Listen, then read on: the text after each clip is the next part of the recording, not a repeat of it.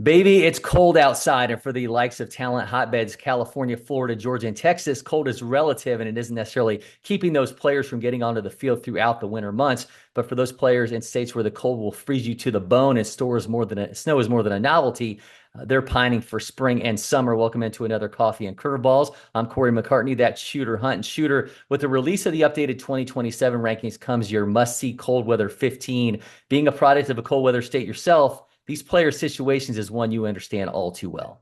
Definitely a little bit biased throughout this because of the cold weather guys. I understand those advancements that can be made in the off season, especially indoors. And it's one of those things. This list, as I'm going through or compiling all these notes, I'll make little scratches, like a little star next to this guy. He looks really good, and that's what this list of 15 was when I put it together. 9 players out of the Midwest comprise your list. At the top is Indiana shortstop Isaiah Snavely, the state's second-ranked player, 71st nationally. Some serious speed, 6'6", in the 60.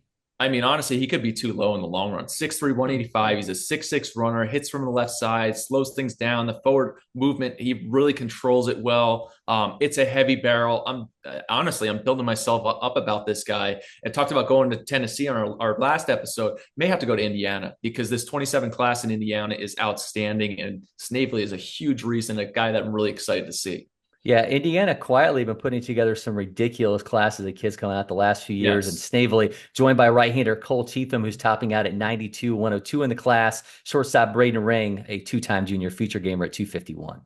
Yeah, you talk about Cheatham, and it's really like says, but he may have the best arm talent in this 27 class. It is just natural stuff, hops out of the hand. He's at up to 92, like you talked about this fall.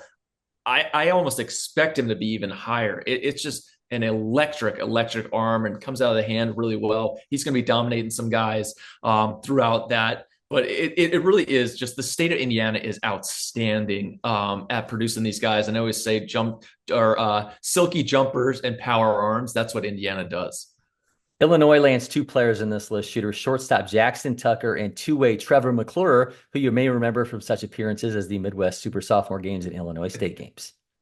I mean, Jackson Tucker was a name that the entire Midwest, not just the Illinois scouting director, Drew Locascio and his team, but all around the Midwest, his name kept coming up. These guys kept pushing. He's 6'4", 185, ultra projectable. He's got the analytics across the board that just scream out this is an athlete who's going to continue to get better. Excited to see him. Along the same lines, a guy like Trevor McClure, who a lot of times internally, it's like, this is a guy we want to bet on. We're betting on this athlete. He's got great analytics, but merging what you see in person, the expectation of success, a kid who's a winner who can do it on the mound, he can also do it at the plate. We don't know what he's going to be yet, but we will be there to find out, and we can't wait to see what this upside brings.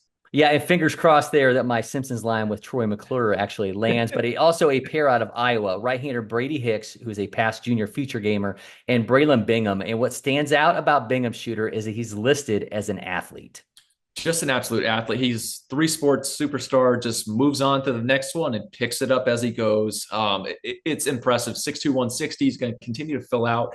Not only is he multi-sport, but he's a potential two-way guy on the diamond, looks the part on the mound, but also swings it well from the right side, can play all over the field, probably has a chance to play center field. This Iowa class, and you talk about Brady Hicks, who, I mean, if he makes his way to the future games, there will be a full paparazzi following him around to see what he brings to the rubber. Up close to 90, 6'5", everything's silky smooth, 3-pitch mix, everything for strikes. It's Friday night stuff.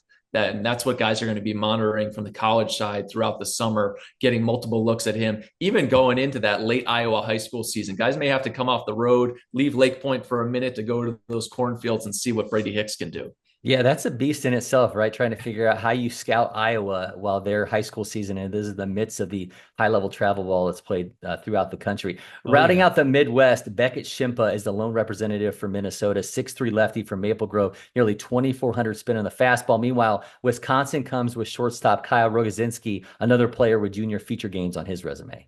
I love putting Minnesota on the radar because there's so many talented guys. I've gone out to their preseason all-state event. Shout out to Badness Heights back in the day, where it's freezing there, but those guys were getting off some good stuff. Drew Gilbert, but Beckett Shimpa is up close to 90. It's silky smooth delivery. It's 6'3", 190. Can also swing it. He's an athlete. I don't know if he's going to be more a position player or an arm, but that arm has a chance to be special. And I would think that this spring he's going to make huge jumps. And he's a guy where if I'm a college coach at a premier program, I want to get out there immediately this spring when this guy's on the bump. And then you talk about Kyle Rogozinski. How many times are we going to say this? Left-handed hitting, wiry, athletic kid from Wisconsin who plays shortstop. They just grow on trees there at this point. So bet on that guy. He's going to continue to fill out, but I really like the foundation that he's built. And I'm excited to see what he brings to the spring, but hopefully maybe in the later July down at Lake Point for the future games. There you go. Let's hit the Northeast. Pennsylvania sets the tone. Two players. Outfielder Jackson Young, second on your list and 73rd nationally, and 6'3" two-way Chris Gazzo. I mean, Jackson Young's got a sweet stroke. He's 6'5". We talked about Graham Keene, who's a top player in the state of Pennsylvania. Very similar profiles outside the fact that Young's a left-handed hitter. He's a 6'7" runner, but really controls the forward movement well at the plate, impacts the baseball. He's putting in huge work right now. Excited to see what those dividends are come springtime. And then you head to Philly, the Catholic League there. Chris Grasso, who is a big, physical, imposing right-hander, looks like a bulldog. I think he's got big-time stuff. It's a bullying presence. He's going to hunt guys. He's going to apply the pressure. Can't wait to see him. I'll probably head out to see him this spring, to be honest. Elsewhere in the Northeast, New York two-way Shea Corona has your attention, as does Andrew Valentino, a right-hander out of Connecticut. Yeah, Corona electrified the Metro Scout Day there in Queens early in the fall. It's real two-way potential. Silky smooth at shortstop, nice right-handed hitting stroke, but hops on the mound. It's electric stuff on the bump. We'll see how he continues to develop on either side there, but that arm's going to be tough to pass up with just how quick the arm speed is and how well he moves. And who is the next guy? I'm sorry. Andrew Valentino, the right-hander out of Connecticut. Oh, without a doubt. He's another guy where I talked to Andy Urban, a guy who does Kansas for us, Oklahoma. He's in the Midwest. I sent him the video on Valentino. He's like, I love that arm. And why do you love that arm? Because it's quick. He looks like a shortstop on the bump. It's a low slot, and it's a hoppy fastball. Up to 87. Earlier in the fall, I'd expect him to be climbing. And then hopefully by the time we get to the future games, if he's there, he will be making a huge impact there just outside Atlanta. The state of Washington has been producing dudes at a ridiculous rate. And I'm not dropping that label on Reese Johnson out of Vancouver, Washington just yet, but there is a lot to like with a guy who's 6'4", 220 pounds, and has triple-digit exit velos. And you know what's interesting about Reese? He's a guy I've seen for 2 years now. He's been coming to our events, fairly local to where I'm at, and seen him some preseason events. And a lot of times you get a big, strong kid. Oh, he's just bigger than everybody at 14. Reese has not rested on that. He's continued to get better at each clip to this past summer where I said, hey, this guy's a chance to be a real dude. People need to get in here. We're out here.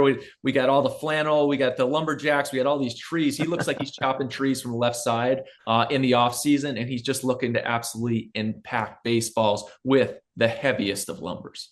I'm looking for some Paul Bunyan-esque kind of legendary stuff to grow out of Reese Johnson then with all that. But we're going to cross the border into Canada, where we find Chatham, Ontario's Gino DeSantis, who is making some serious noise behind the plate. Big Gino, we talk about heavy lumber. This left-handed hitter can really impact it. And I mean, the state of Canada, the country of Canada, it just keeps bringing out dudes. I don't know if all the coaches have their passports yet, but they'll want to get them because Gino DeSantis has a chance to really impact a program's recruiting class. And I'd expect him to come down. Every time they come down to the future games, those Canadians always want to get the Lunchables, the peanut butter and jelly Lunchables. Yeah. That's every time they come down, those are what they're getting. So I'm sure Gino's going to get some Lunchables. He's going to hit some jacks, and I'll be there for the whole thing. I'll make sure Publix is well stocked when they get here. So the good news for all these players is that spring is coming. I promise. Just be patient. Maybe take a book out of the page of Rogers Hornsby, who said what he does in the winter is stare out the window and wait for spring. Or maybe you can join us for some more coffee and curveballs. We'll be back with plenty more. So make sure you stick around. Until next time, I'm Cory McCartney. That's Shooter Hunt, and we'll see you at the Diamond.